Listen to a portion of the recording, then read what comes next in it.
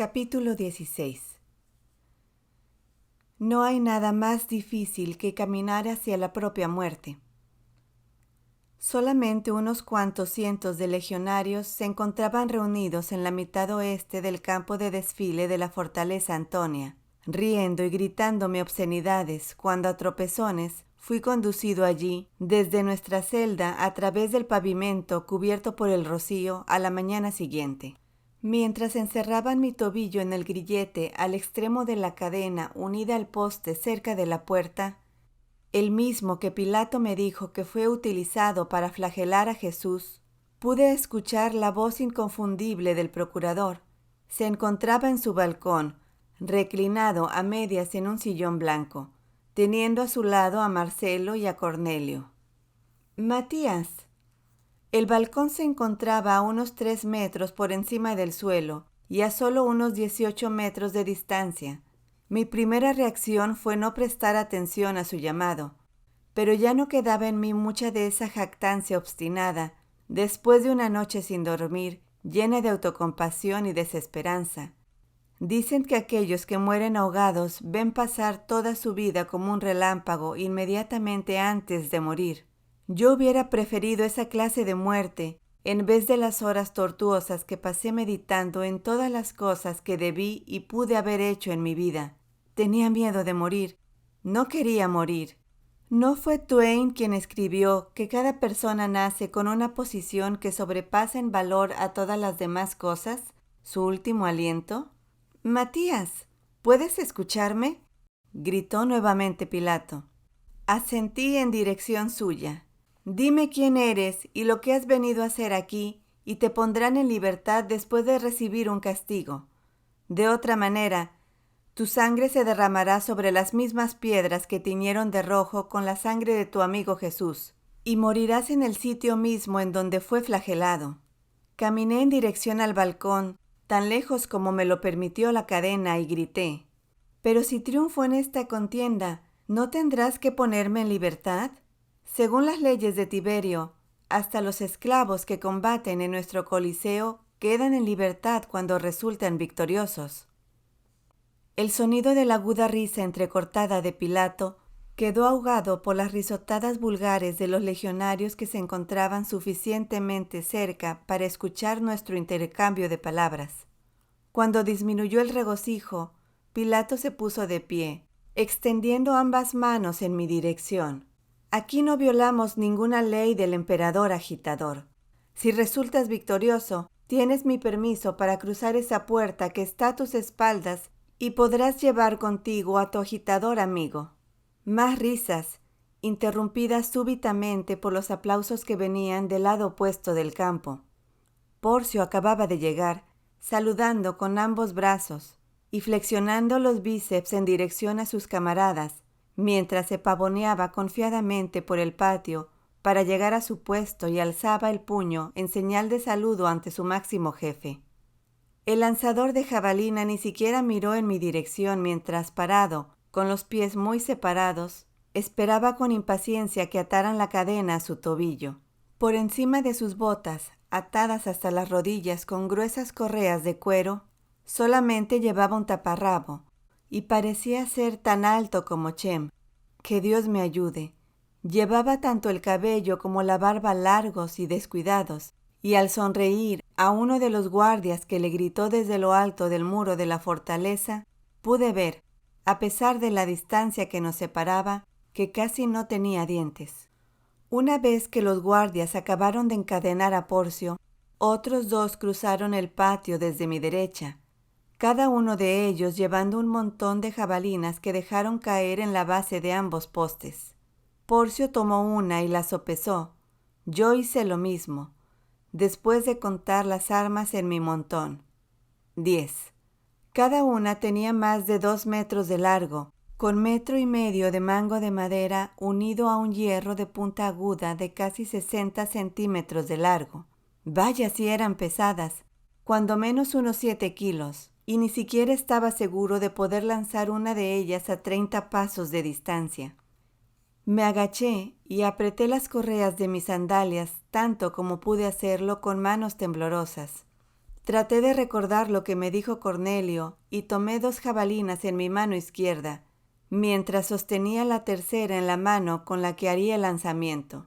Moví el pie izquierdo para asegurarme de que la cadena estaba suelta, ya que un tropiezo podría ser desastroso. Pilato ahora se encontraba de pie, apoyado en el barandal del balcón, con ambas manos en lo alto. Empezarán tan pronto como dé una palmada, y que triunfe el más valiente. Larga vida a Tiberio. De ambos lados se dejó oír un clamor uniforme, seguido por el silencio. El mango de madera ahora se sentía húmedo en la palma de mi mano.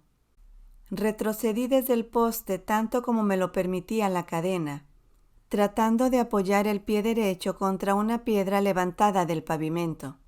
A diferencia de mí, Porcio solamente tomó una jabalina, y también, a diferencia de mí, parecía completamente tranquilo, luciendo una sonrisa condescendiente en su rostro velludo. Un pequeño remolino de polvo se atravesó momentáneamente entre ambos.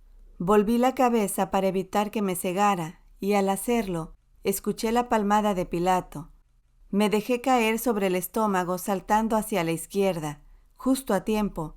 La primera jabalina arrojada por Porcio cruzó antes de que pudiera verla y siguió una trayectoria baja durante varios metros antes de caer sobre las piedras, saltando ruidosamente sobre su superficie.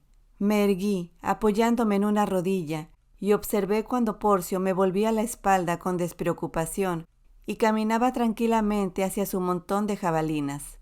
De un salto me puse de pie y lancé mi primer tiro, después el segundo y por último el tercero, cada uno de ellos tan rápidamente como pude. Todos cayeron a corta distancia, acompañados por más risas de los espectadores.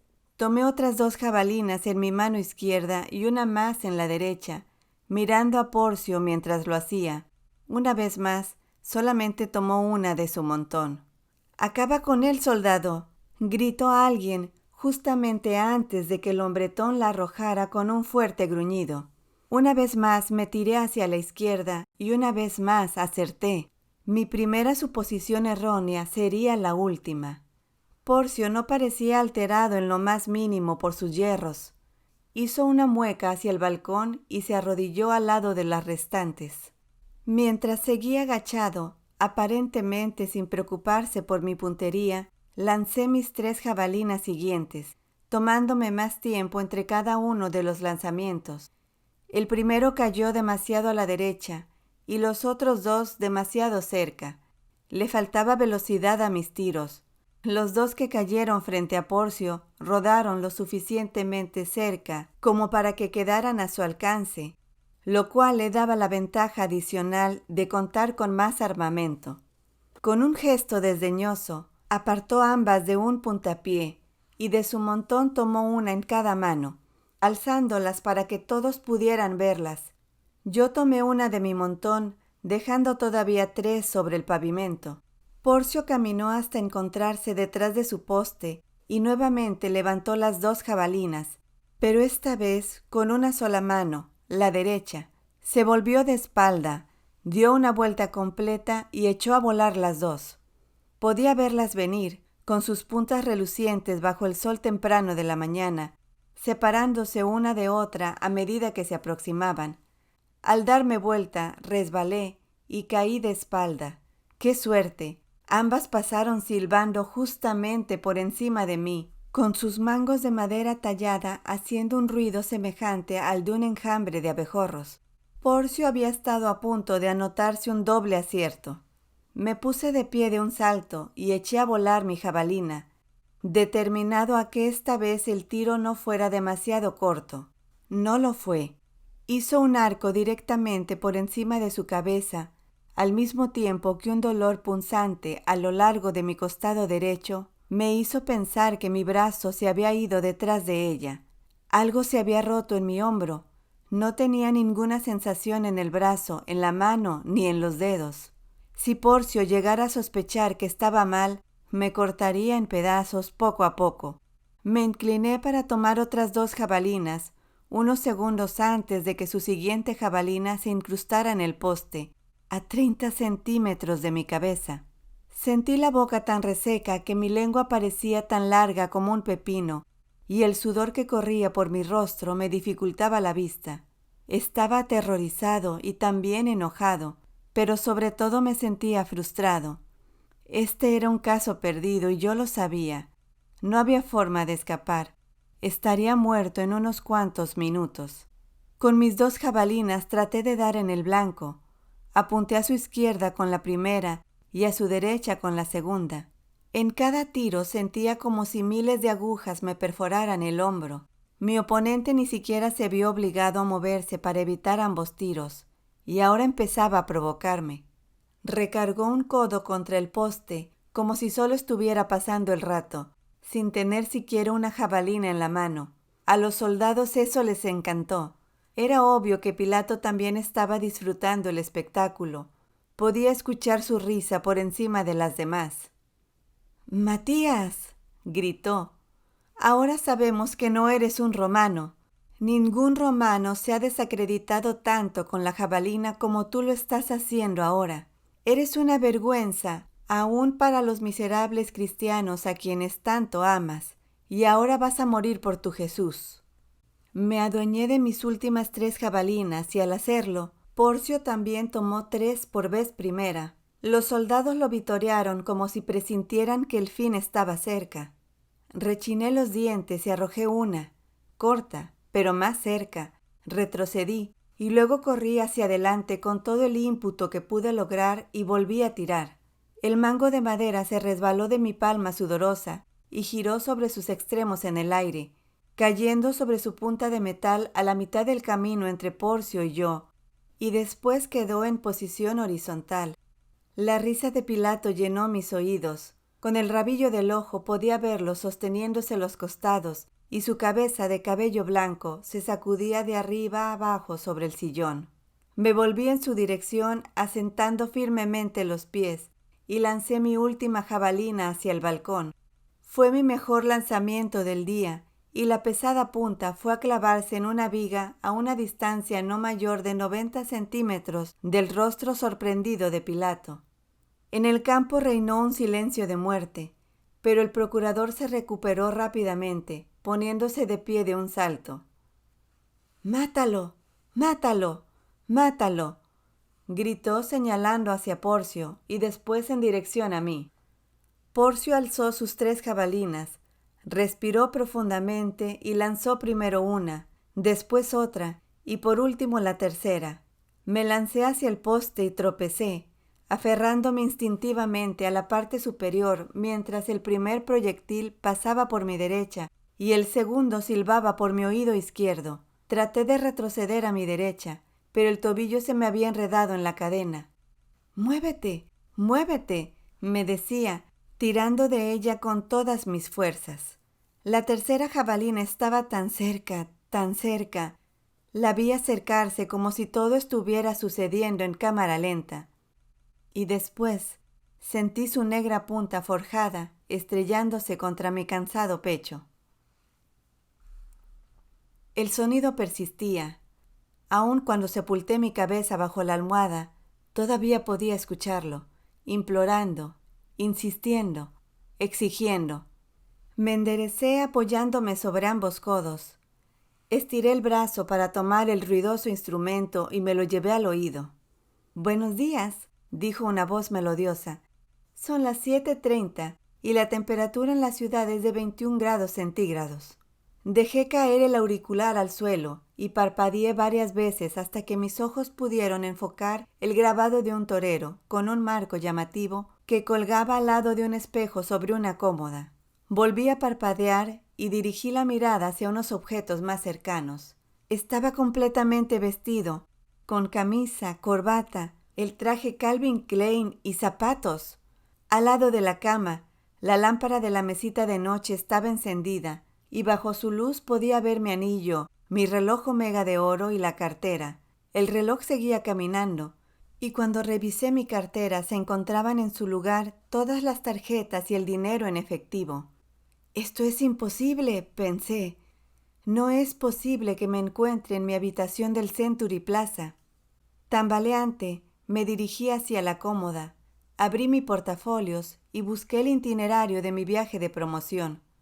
En la página 4 se mencionaba mi aparición en el programa de Carson para el día 8 de septiembre. Volví a la cama, recogí el teléfono caído y marqué el número 0. Cuando una voz con fuerte acento hispano me respondió, todavía estaba tratando de decidir cómo plantear mi pregunta. Señorita, estoy algo confundido. ¿Qué día es hoy? No se desconcertó en lo más mínimo, ya que en Los Ángeles la gente siempre anda perdiendo días. Hoy es 9 de septiembre, señor. Colgué sin darle siquiera las gracias. Me dolía la mandíbula al abrir la boca y sentía un dolor sordo en el pecho. Por amor de Dios, ¿qué me sucedió? ¿Voces? Podía escuchar algunas voces. Tranquilízate, amigo. El televisor está encendido y un hombre está hablando con marcado acento judío, pero fuerte y claro. ¿Qué estaba diciendo? Traté de concentrarme. El primer Sadat debe reconocer que Jerusalén es el tesoro más preciado de nuestra nación. Nunca, nunca permitiremos que el país vuelva a ser dividido. Jamás. ¿Jerusalén? Aún para mi mente nublada, era una transición fácil de Jerusalén a José de Arimatea. ¿Había mantenido su palabra el anciano? ¿Realmente estuve allí con él o todo fue un sueño? Volví a la cómoda y me quedé mirando al espejo. Ojos hinchados y enrojecidos, cabello desordenado, y el tono de la piel hacía una combinación perfecta con el color de los muros, verde pálido amarillento. El teléfono volvió a sonar. Di un salto. Una voz se identificó como el jefe de servicio de seguridad del hotel. ¿Se siente bien, señor Lawrence? Sí, así lo creo. Se rió con risa ahogada. Vaya, qué noche tuvo. Tenemos el nombre del hombre que lo atacó en el Salón Granada, en caso de que quiera presentar cargos. Y también tenemos los nombres de una docena de testigos. Me froté la quijada suavemente. No, creo que será mejor olvidar todo el asunto. Es muy considerado de su parte, señor. El hotel puede prescindir de esa clase de publicidad. ¿Hay algo en lo que podamos servirle esta mañana? No, solo quiero que me diga cómo llegué hasta mi habitación. 2 de mis hombres lo ayudaron. Una vez que lo dejaron dentro de ella, usted les dijo que se sentía bien, así que se retiraron. Bien, quiero agradecer a todos ustedes su ayuda.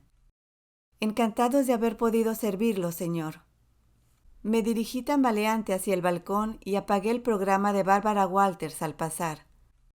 Al principio me cegó el sol de la mañana, pero pronto pude ver, a lo lejos, una pequeña figura afanada en cortar el césped más allá de la entrada circular del hotel. Al otro lado de la calle, unos trabajadores, subidos en sus escaleras, cambiaban poco a poco las letras de la marquesina del Teatro Schubert. A la izquierda, una ligera bruma ondulaba perezosamente por encima de los árboles en la Avenida de las Estrellas. En el aire se percibía un olor extraño, no como el aire de... ¿No como el aire de dónde? ¿De Jerusalén? ¿En el año 39 después de Cristo? Despierta, el sueño ha terminado. El más maravilloso de todos los sueños fue simplemente eso, un sueño. Pero, ¿cómo pudo ser? ¿Es posible soñar olores? ¿Cómo sé que son diferentes de los de aquí? ¿Y qué hay de José y Santiago, de Mateo, Pedro, Caifás, Marcos y Pilato? ¿Pilato? Me llevé la mano al hombro derecho y después levanté el brazo por encima de mi cabeza. Ningún dolor. Pero, ¿no llegué a lanzar todas esas jabalinas? ¿No casi ensarto al procurador? Tonto. Solo fue un sueño. Una función especial desbordante y sensacional a todo color. 20 años de investigaciones frustradas acerca de Jesús que llegaron a su punto culminante con un alarde egoísta en el programa de Carson. Todo ello sumado a demasiados whiskies y a un puñetazo en la mandíbula. Pero, si solamente fue un sueño, ¿Cómo era posible que recordara tantos detalles? ¿No son los sueños, por lo general, fragmentos de diálogo y acción que rara vez tienen sentido? ¿Cuándo han tenido jamás un principio, una parte intermedia y un final, con todos los capítulos que intervienen en su lugar adecuado y pudiendo identificar todos los escenarios? Todavía podía cerrar los ojos y ver el huerto de Getsemaní y el Gólgota, el templo y la tumba, y si me concentraba, aún podía recordar la fragancia del jardín de Nicodemo. ¿Quién tiene sueños como este? ¿Acaso todo era producto de una mente hiperactiva, acostumbrada a crear miles de tramas ficticias, de acciones y escenarios y hasta aromas, en libro tras libro? Escuché el batir de alas. 3 palomos de aspecto deslustrado se posaron sobre el barandal del balcón, mirándome a la expectativa, pero como no hice ningún movimiento para alimentarlos, se alejaron volando. Ahora estaba empezando a captar los sonidos de la ciudad. No se oían trompetas que resonaran desde el templo, ni vendedores gritando desde sus puestos en el mercado, sino bocinas de automóviles, frenos, un 747 descendiendo hacia el oeste, sirenas. Me incliné y vi pasar una ambulancia, con sus luces parpadeando furiosamente. ¿Qué me sucedió? ¿Es posible que la mente nos juegue trucos así? ¿Fue realmente una fantasía? Si eso era verdad, jamás podría escribir acerca de ello. ¿O podría hacerlo? Dios sabe que ya hay demasiados locos escribiendo libros sobre temas como las voces del más allá, la transmigración de almas y la transposición de cuerpos. ¿Por qué no podría yo hacer lo mismo? No, jamás me resignaría a hacer eso. Pero aún así, tal vez sería conveniente que anotara todo, cuando todavía el recuerdo está fresco en mi mente. Los sueños se desvanecen pronto, de acuerdo con lo que he leído, y quizá algún día sea importante para alguien que investigue el funcionamiento desconocido de nuestra mente subconsciente. Realmente debería describir el aspecto de María Magdalena, el viaje de Marcos a una hora temprana de la mañana a la tumba vacía, por qué Pedro no estuvo presente en la crucifixión y todo lo demás, especialmente la estatua de Jesús en el palacio de José. Quizá todavía podría terminar mi Comisión Cristo, pero si lo hacía, ¿no me acusarían de querer retractarme, de enmendar lo que dije en el programa de Carson? ¿Y cómo podría explicar mi conversión de incrédula antes a creyente ahora? Escribiendo en el prefacio del libro que soñé lo que creía era la verdad acerca de Jesús. Eso nunca. Ya tenemos demasiados chiflados cantando esa tonada. Mientras quitan el dinero de las personas crédulas y buenas que se aferran a cualquier insignificancia para dar sentido a su fe. No, eso no resultaría en ninguna parte, ni siquiera en el condado Marín.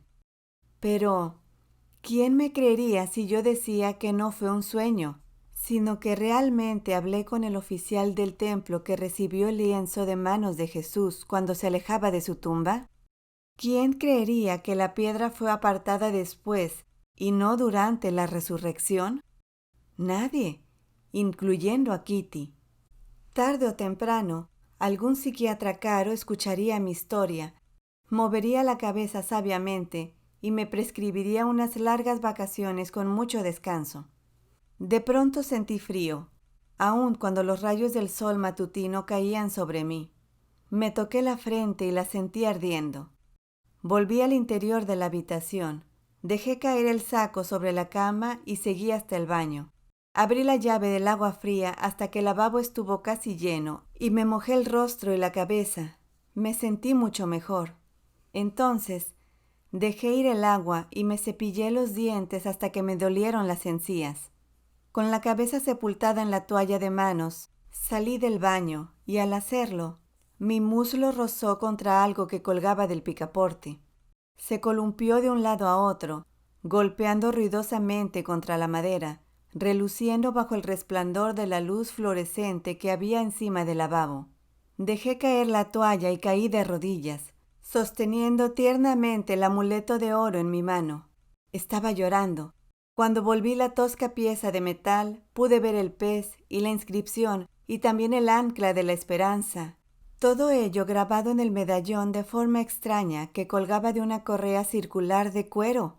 Lo mantuve cerca de mi mejilla, sintiendo su frescura contra mi piel.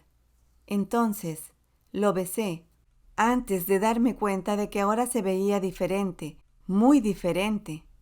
En su centro tenía una bolladura muy profunda, como si algo afilado y puntiagudo se hubiera estrellado contra él con gran fuerza. Algo como la punta de una lanza arrojada por la mano de Porcio. Aleluya, aleluya, aleluya,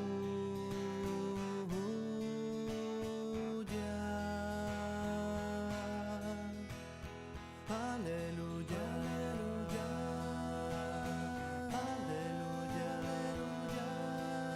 aleluya.